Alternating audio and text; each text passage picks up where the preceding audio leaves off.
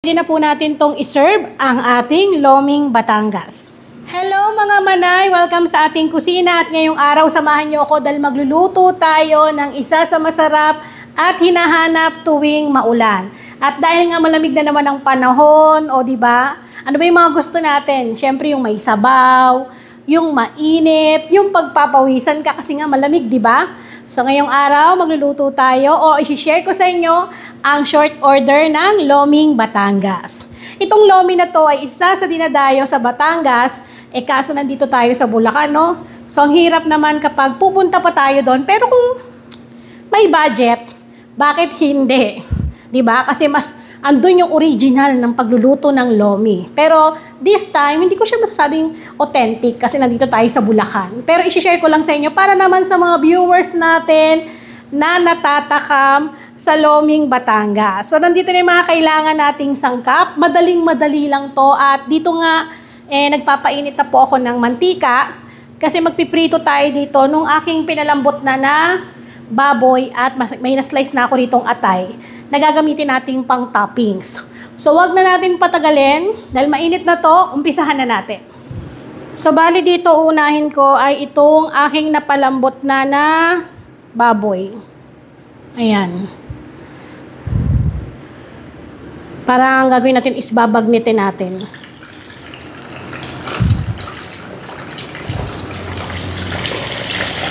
Then takpan natin yan para maiwasan na tayo ay matalamsikan dahil medyo nananakit yan. Takpan muna natin. Then maya-maya natin balikan.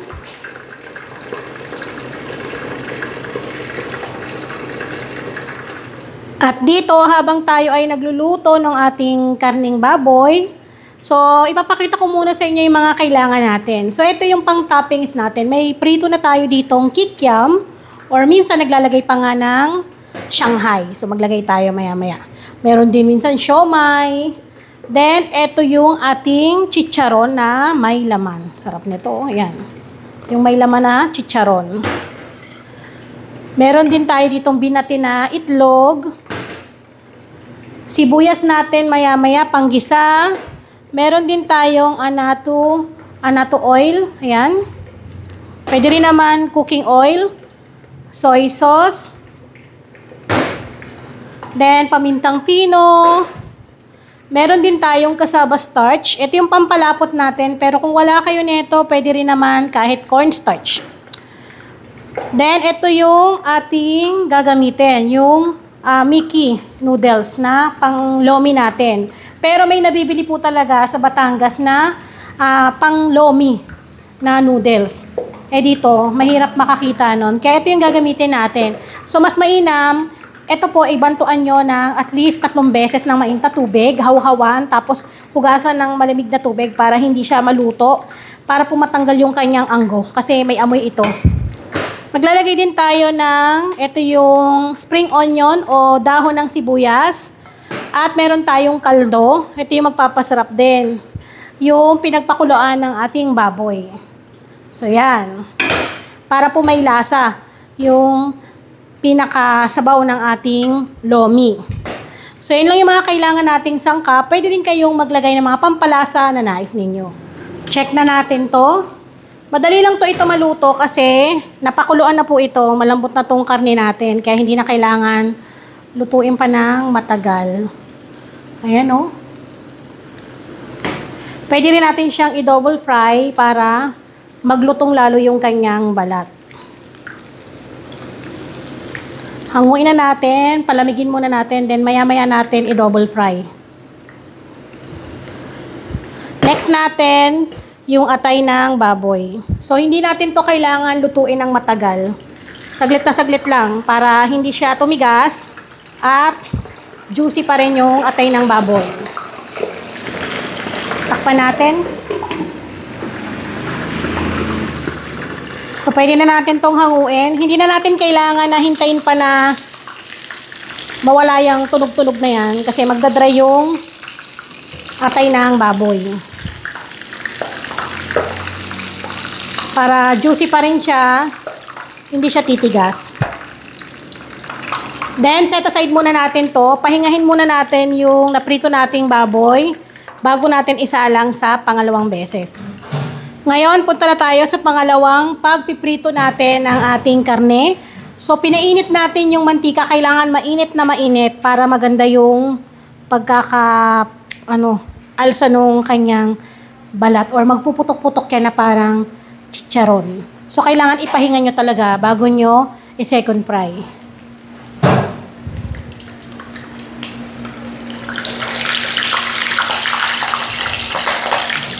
Ganyan lang. Ikot-ikot lang natin. Iwas lang din po na matalsikan na ako. Lalo na kapag ganito kainit yung mantika, delikado. Kaya kung meron kayong kasamang anak, wag na po natin isama sa pagpiprito.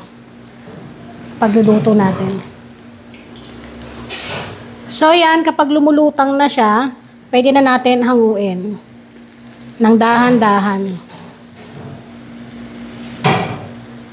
Then, iset aside muna natin to dahil diretso na tayo sa pagluluto ng ating lomi.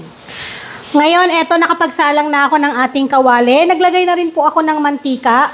So, yung katamtamang mantika lang. Then, once na mainit na, maglalagay tayo ng sibuyas. Sibuyas na puti yung gamit ko.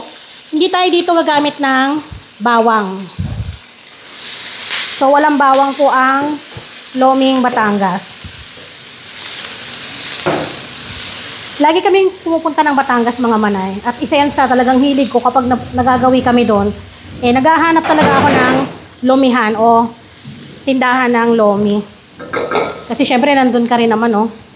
Huwag na natin palampasin yan. Then, lagay na rin natin yung pamintang pino. Or minsan itong pamintang pino na to, sa pagtitimpla na yan ilalagay.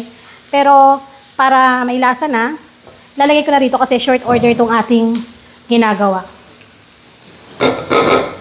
Then, maglalagay tayo ng ating kaldo o yung sabaw ng pinagpakuluan ng baboy. Huwag niyong uubusin kasi dito natin tutunawin yung ating cassava flour or cassava starch natin. Siyempre, titimplahan na rin natin ng soy sauce. Then, itong ating cassava flour o cassava starch, ilalagay natin dito sa kaldo. So, tutunawin natin yan dyan. Para kapag kumulo na yung ating niluluto, ilalagay natin to. Madaling-madali lang lutuin ang loming Batangas, mga manay. Basta naka-ready na lahat, meron na kayong pinagpakuluan ng karne para malasa na rin. Pero kung wala, pwede kayong gumamit ng mga cubes. Pero mas maganda talaga kapag pakulo talaga yung mga buto-buto, mas malasa yon. So, iset aside muna natin to. So, ayan, kapag kumukulo na, halu-haluin lang natin. At dito, pwede na natin ilagay yung ating tinunaw na cornstarch. Kailangan habang nilalagay, dire-diretso yung paghalo kasi yan po ay lalapot. Ayan, o. Then, ilagay na rin natin itong ating noodles. Pero bago yan, ilagay muna natin itong binate na itlog. Kailangan diretso sa paghalo.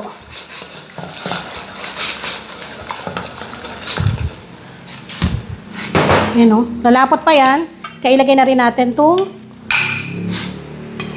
pang lomi noodles natin. Halo-halo lang. Gusto ko talaga sa lomi yung masabaw eh. Tapos malapot-lapot. So, ang luto lang nito, pag nalagay na yung noodles ninyo, saglit lang, mga 2 minutes lang, ahon na patay na yung kalan, yung apoy. Dahil pwede na kagad natin to ilagay sa ating serving plate o sa ating mga paglalagyan. So, ngayon okay na to. Tagalin na natin to sa ating pinaglulutuan para makapag-arrange na tayo ng ating loming Batangas. So, bali dito ko siya ilalagay sa aming pang-serving. Ito sa aming kainan. Para talagang maganda kapag sinerve niyo sa inyong mga customer.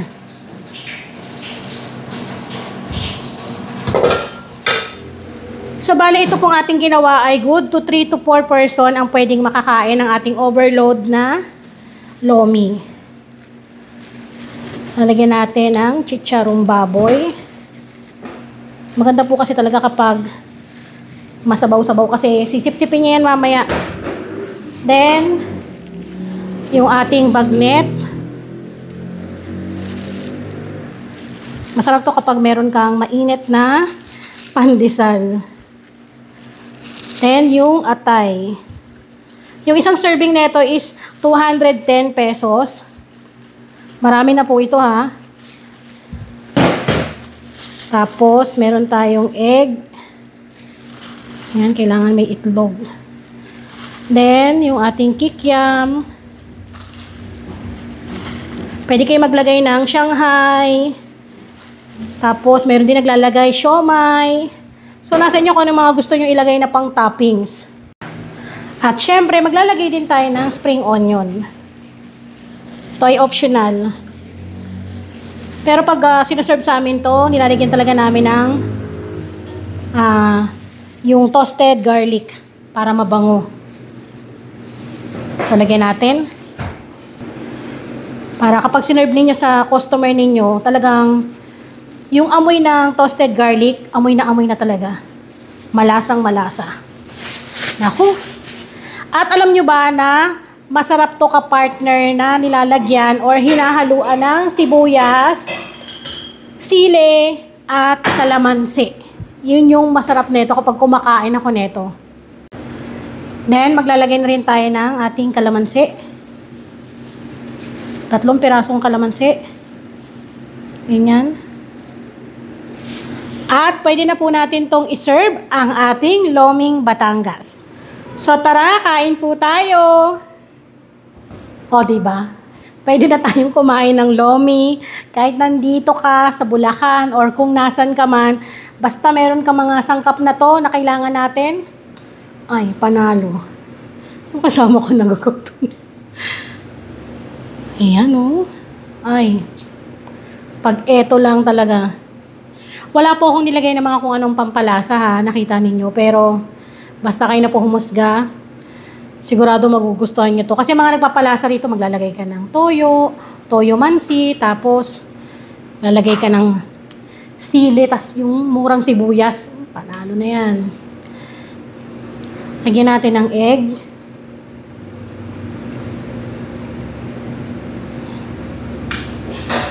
Sakto umuulan ngayon. At the best talaga to. Init. So, unang subo para po sa inyo.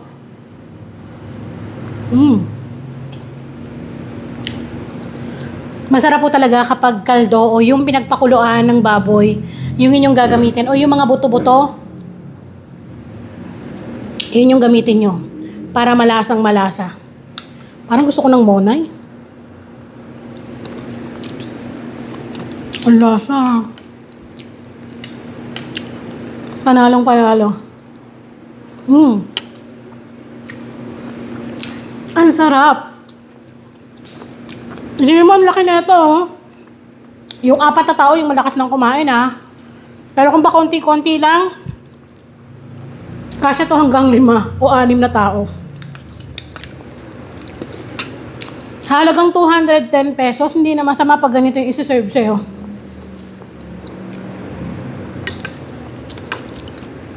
Sa mga gusto mag-order nito, alam niyo yung page ng cafe ko, pwede kayong mag-message doon para pwede kayong mag-order take out.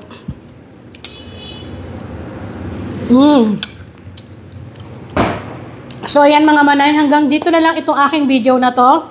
Kasi yung mga kasama ko, gusto na lang kunin tong nasa harapan ko. So muli magkita-kita po ulit tayo. Ako po ang inyong madiscarding nanay. At sana po ay masubukan nyo ang ating overload Loming Batangas. Kaya naman tara, kain po tayo!